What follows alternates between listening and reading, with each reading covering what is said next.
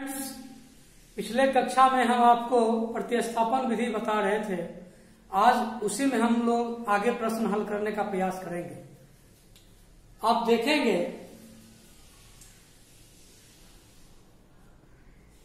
दत्त समीकरण है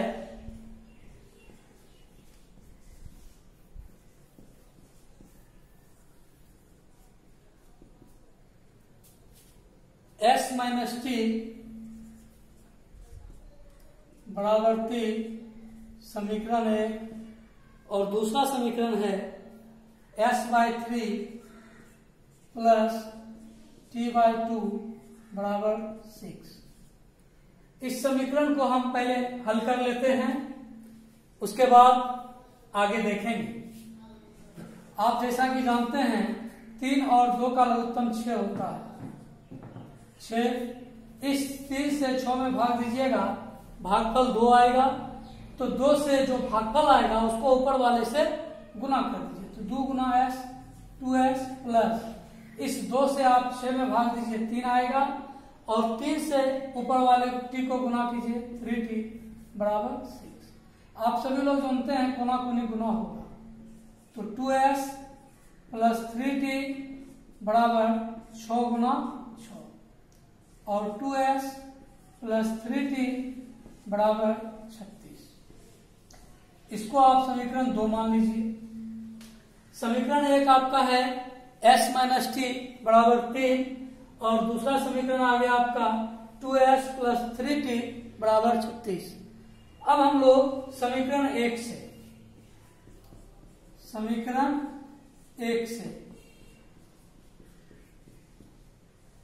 s minus T बराबर 3, तो देखिए s बराबर 3 प्लस टी, चूंकि यह माइनस टी बराबर के उस ओर आएगा तो प्लस टी हो जाएगा, तो s बराबर 3 प्लस टी।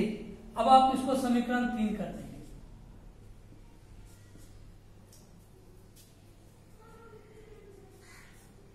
इस s के मान को, चूंकि समीकरण 1 से हम निकाले हैं s का मान, अब इस s के मान को आप समीकरण 2 में रख दीजिए।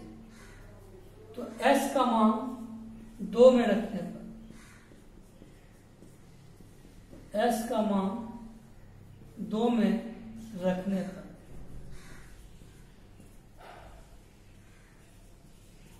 आप देखिए 2s प्लस 3t बराबर 36। आप देख रहे हैं यही आपका समीकरण 2 है। अब इसमें हम s का मान रखेंगे 2 into 3 plus T plus 3t बराबर 36। अब आप देख रहे होंगे कि इसमें केवल एक चर वाला समीकरण आ गया और वो एक चर है केवल t। अब हम इसको सरल करके t का मान निकाल लेंगे। आप देखिए 3 गुना छोटी प्लस 3t बराबर 36 और 6t प्लस 3t 9t बराबर 36। चूंकि यह 9t से गुना है, इसलिए t का मान जब निकलेगा तो यह 9 इस ओर आकर के 36 में भाग लग जाएगा। तो अब आप देखिए t बराबर 36/9, 9 एका 9 9 चौक 36। इस तरह t का मान आ गया 4। अब आप देख रहे हैं t का मान कितना आ गया 4। तो आपको s और t में एक चर राशि t का मान पता चल गया, वह आया 4। अब इस t का मान आप समीकरण 3 में रख देंगे। अब देखिए इस t का मान समीकरण 3 में रख देंगे तो s का मान निकल जाएगा। तो t का मान 3 में रखें, t का मान 3 में रखने पर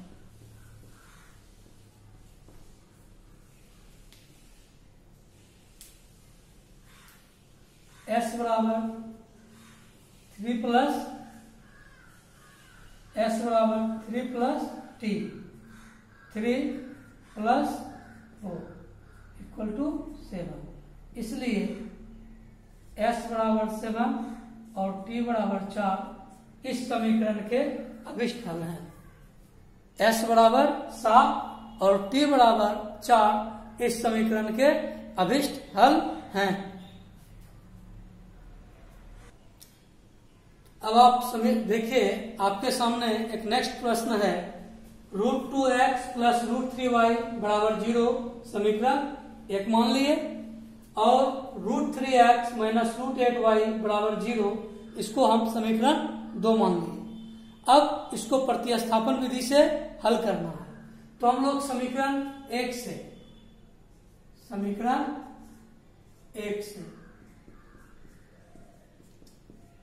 आप देखिए, √2x प्लस √3y बराबर 0 और √2x बराबर माइनस √3y।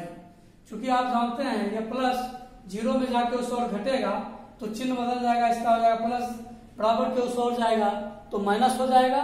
तो इस तरह √2x बराबर माइनस √3y। चूंकि यह √2x से गुना है, यह √2x से गुना है, इसलिए x बराबर हो जाएगा माइनस √3 बाय √2 इंटू वाई। इसको आप समीकरण 3 कर लीजिए।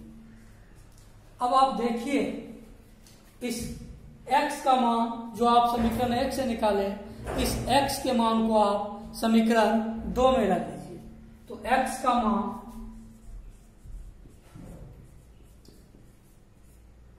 समीकरण 2 में रखने पर, x का मान समीकरण 2 में रखने पर आप देखिए, √3x माइनस √8y बराबर 0। अब आप चूंकि देखिए यहां पर √3 का मान कितना है, minus √3 by √2 into Y minus √8y बराबर 0। अभी आप देख रहे हैं, मान x का मान जो समीकरण 1 से निकाले थे उसको हम समीकरण 2 में रख दिए। तो √3 माइनस √3 क्या हो जाएगा, गुना होकर के हो जाएगा, प्लस गुना माइनस माइनस, √3 गुना 3 इंटू वाई बटे √2 माइनस √8y बराबर 0। अभी आप देखिए, माइनस √9y बटे √2 माइनस √8y बराबर 0। आप सभी जानते हैं कि 9 का वर्गमूल 3 होता है। तो माइनस 3y बटे √2 माइनस √8y बटे, इसके नीचे कुछ नहीं तो 1 है, बराबर 0। आप सभी लोग जानते हैं √2 और 1 का एलसीएम √2 होता है। तो √2 से √2 में भाग दीजिएगा तो 1 गुना माइनस 3y कीजिएगा तो माइनस 3y आएगा। तो माइनस 3y, माइनस है तो माइनस दे दिए, इस 1 से √2 में भाग दिए, √2 आया। अब √2 से ऊपर वाले से गुना कर देंगे, तो √2 इंटू √8y बराबर 0। अभी आप देखिए, माइनस 3y माइनस √2 गुना √8, 2 गुना 8y बटे √2 बराबर 0। कोना कोनी √2 से गुना करेंगे तो 0 ही हो जाएगा। तो अब आप देखिए, माइनस 3y माइनस 8 दूनी 16y बराबर 0 और माइनस 3y, आप सभी लोग जानते हैं √16 का वर्गमूल या 16 का वर्गमूल 4 होता है। तो 4y बराबर 0, minus 3y minus 4y minus 7y बराबर 0 और y बराबर कितना हो गया, 0 बटे माइनस 7। इस तरह आप देखिए y का मान आ गया 0। अब आप y का मान जो 0 आया उसको आप समीकरण 3 में रख दीजिए। तो y का मान 3 में रखने पर,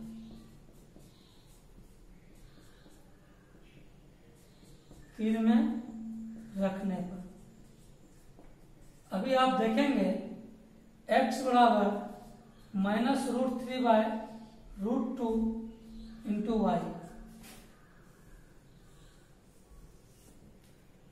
अब y का मान 0 है, तो x बराबर -√3/√2 इंटू 0।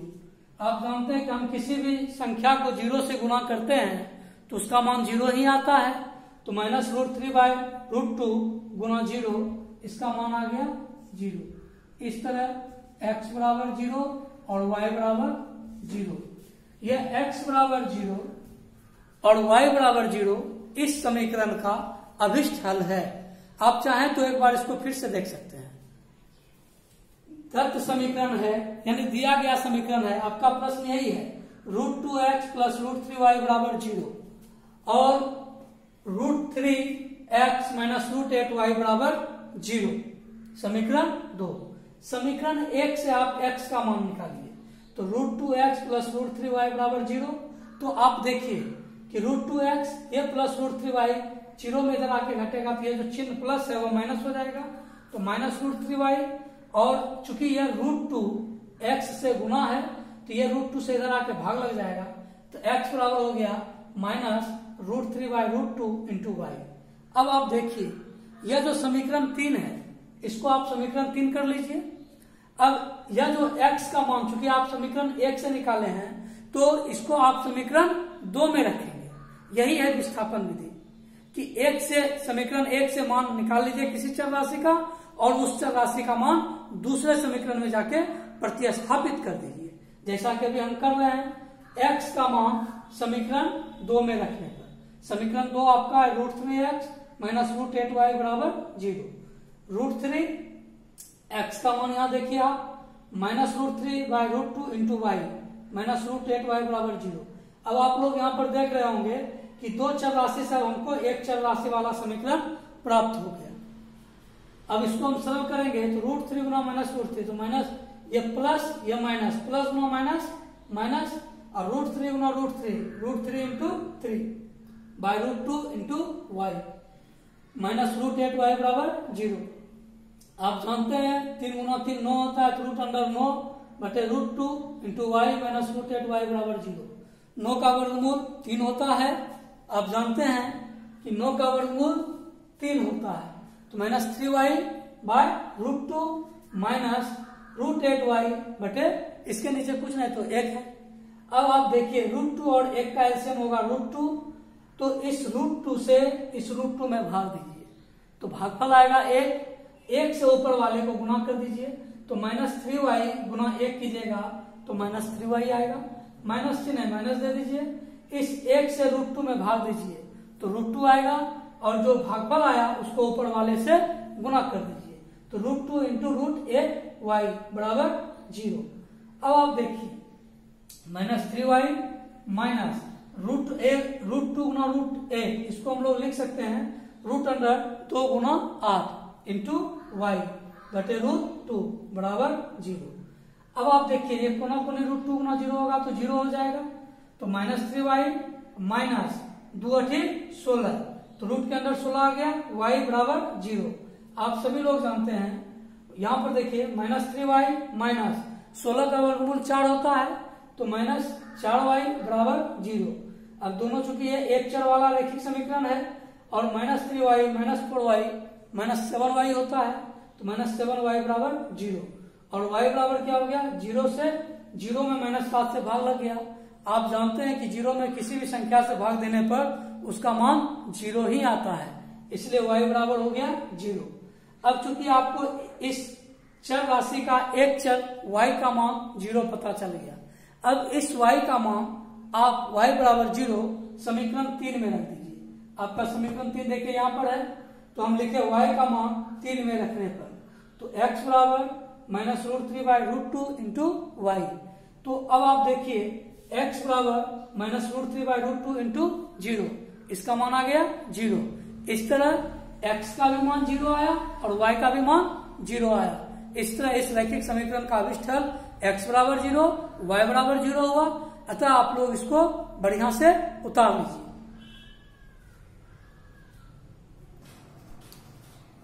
अब आप देखिए नेक्स्ट क्वेश्चन है, दत्त समीकरण है 3x/2 -5y/3 बराबर -2 समीकरण 1 और x/3 प्लस y/2 बराबर 13/6 समीकरण 2।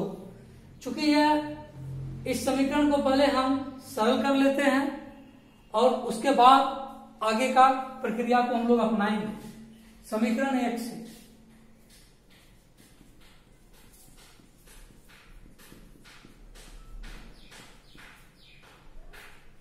3x/2 माइनस 5y/3 बराबर -2। अब आप देखिए 2 और 3 का एलसीएम है 6। इस 2 से 6 में भाग दीजिए 3 गुना 3x कीजिए 9x माइनस इस 3 से 6 में भाग दीजिए, भागफल आएगा 2। जो भागफल आता है उसको ऊपर वाले से गुना कर दिया जाता है।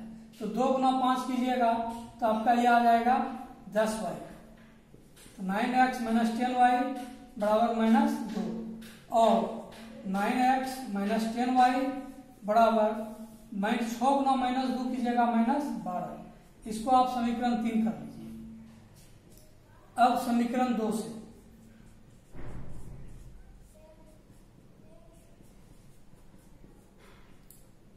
x/3 प्लस y/2 बराबर 13/6। आप देखिए 3 और 2 का एलसीएम होगा 6। इस 3 से 6 में भाग दीजिए, भागफल आएगा 2। इसको ऊपर वाले से गुना कीजिए 2 गुना x 2x प्लस इस 2 से 6 में भाग दीजिए, भागफल आएगा 3 और इसको ऊपर वाले y से गुना कीजिए 3 गुना y 3y बराबर 13/6। इस 6 को पुनः गुना कर सकते हैं आप। तो हम लिखेंगे 2x प्लस 3y बराबर 13/6 गुना 6। 6 1 6 6 1 6। 2x प्लस 3y बराबर 13। इसको आप समीकरण 4 कर लीजिए। अब यह देखिए आपको यह जो 2 चर वाला रैखिक समीकरण है यह आपका मानक रूप में आ गया ax plus by plus c बराबर 0 के रूप का। तो अब हम इसको यहां से आगे का काम शुरू करेंगे। तो इससे आप एक काम करिए, समीकरण 4 से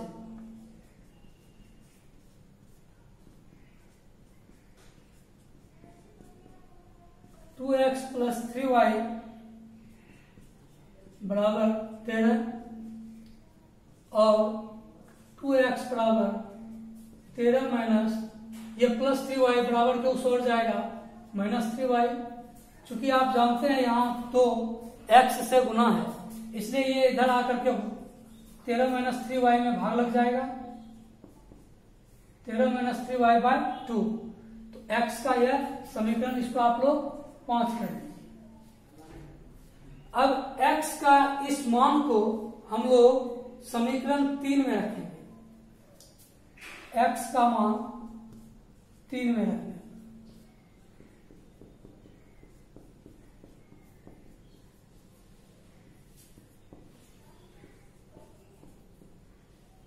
अब आप देखिए 9x माइनस 10y बराबर -12। x का मान रखिए 9, 13 - 3y बटे 2 माइनस 10y बराबर -12। अभी आप देखिए कि x का मान समीकरण 3 में हम रख दिए। अब यह एक चर वाला रैखिक समीकरण आ गया। देखिए यहाँ भी y है, यहाँ भी y है। अब यह समीकरण एक चर वाला रैखिक समीकरण हुआ।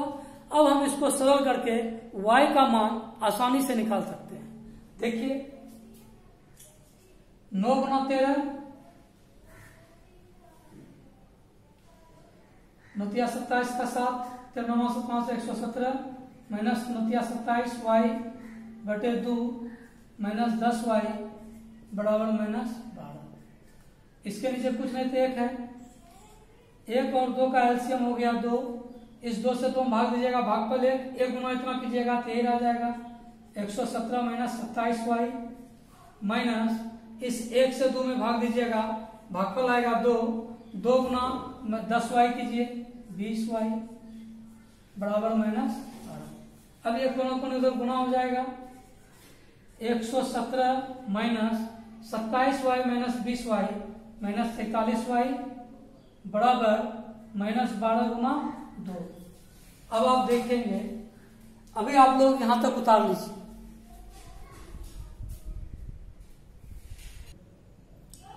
देखिए 117 माइनस 47y बराबर माइनस 12 गुना 2। इसको आप लोग यहां देखिए, 117 माइनस 43y बराबर माइनस 24, चूंकि माइनस 12 गुना 2 माइनस 24। अब माइनस 47y ये प्लस 117 बराबर के उस ओर जाएगा तो माइनस 117 हो जाएगा। तो माइनस 47y बराबर माइनस 24 माइनस 117 और माइनस 47 और y बराबर माइनस 141 बटे माइनस 47। यह माइनस माइनस कट गया, 47 एक और 47, 43 दिया 141, इसलिए y बराबर आ गया 3। अब आप देखिए, एक चर वाले दो चर वाले रैखिक समीकरण में आपका एक चर वाला रैखिक समीकरण y का मान 3 आ गया। अब इस y का मान आप समीकरण 5 में रख देंगे। अब इस y का मान समीकरण 5 में रख देंगे तो आपको x का मान पता चल जाएगा। ठीक है,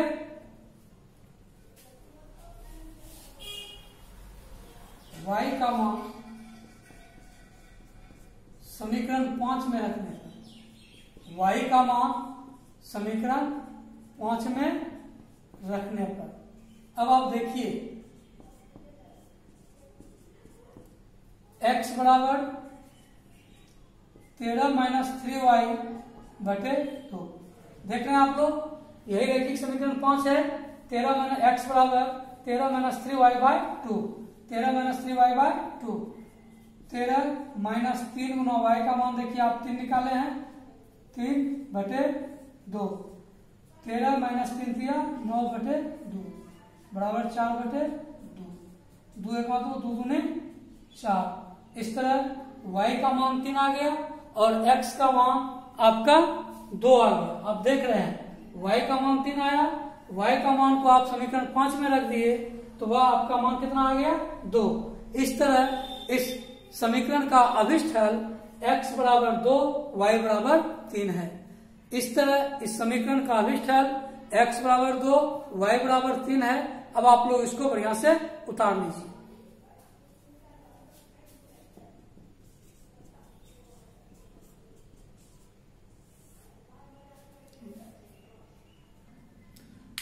देखिए अभी नेक्स्ट तत्व समीकरण है 3x माइनस वाई बराबर 3, समीकरण 1, और एक है 9x माइनस 3y बराबर 9, समीकरण 2।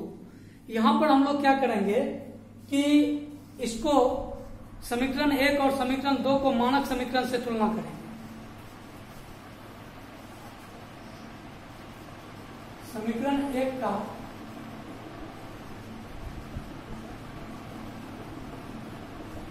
मानक समीकरण के साथ समीकरण 1 का मानक समीकरण के साथ तुलना करना।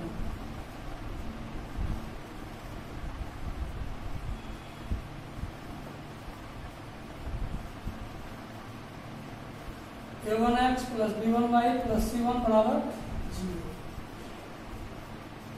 तो यहां आप देखिए एक समीकरण 1 का हम इस समीकरण के साथ तुलना करेंगे तो a1 बराबर आ जाएगा 3, b1 बराबर हो जाएगा -1 और c1 बराबर आ जाएगा -3।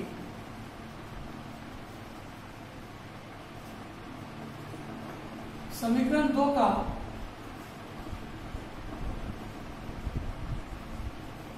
मानक समीकरण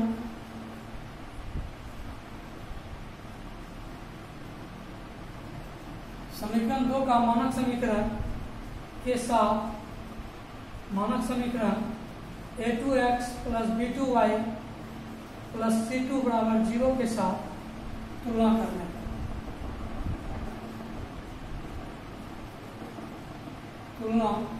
करने पर आप देखेंगे a2 बराबर समीकरण 2 को देखिए और इसको देखिए, a2 बराबर 9, b2 बराबर -3 और c2 बराबर -9। अब आप देखिए यहाँ पर हम एक अनुपात को देखना चाहेंगे, A1/A2, B1/B2 और C1/C2।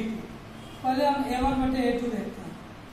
A1/A2 में A1 का मान है 3, A2 का मान है 9, 3 का 3, 3 3 9, इसका मान सरल करके आ गया 1/3। अब आप देखिए B1/B2, तो B1 है -1 और B2 है -3, माइनस माइनस कट गया, आ गया 1/3। इसी के साथ आप देखिए C1/C2, तो C1 का मान है -3 और C2 का मान है -9, तो ये माइनस माइनस कट गया, 3 का 3, 3 3 9, इसका भी मान आ गया 1/3। तो इस तीनों अनुपात से हमको पता चलता है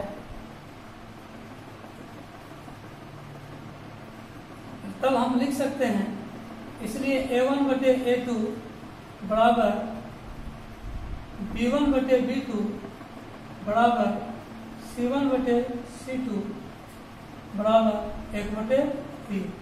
आप सभी देख रहे हैं कि यहाँ पर तीनों स्थिति में, चाहे वह A1/A2 हो उसका भी मान 1/3 आया, B1/B2 हो उसका भी मान 1/3 आया और C1/C2 हो उसका भी मान 1/3 आया। इस स्थिति में हम यह पाते हैं कि A1/A2 बराबर B1/B2 बराबर C1/C2 बराबर कितना आ गया 1/3। यदि यह दो चर वाले रैखिक समीकरण में इस तरह का अनुपात आता है तो हम उसके बारे में यह कह सकते हैं कि दिए गए रैखिक समीकरण के अपरिमित रूप से अनेक हल हैं। फिर से आप एक बात ध्यान रखिएगा कि यह एक कंडीशनल है, यह एक शर्त है। इस शर्त को हम आपको पूर्व के क्लास में नहीं बताए हैं, लेकिन इसको यहाँ पर आप लोग ध्यान में रखिएगा। इससे संबंधित 3 शर्तें जो हम आपको नेक्स्ट क्लास में बता देंगे। तो यहाँ पर एक बार फिर देखिए, A1/A2 बराबर B1/B2 बराबर C1/C2 बराबर 1/3। यदि इस तरह तीनों का अनुपात वह A1/A2, B1/B2 और C1/C2 का अनुपात यदि आपस में बराबर हो जाता है तो हम यह कह सकते हैं कि इस दिए गए रैखिक समीकरण युग्म के अपरिमित रूप से अनेक हल हैं। अतः इस रैखिक समीकरण युग्म के अनेक हल हैं। अतः इस रैखिक समीकरण युग्म के अनेक हल हैं।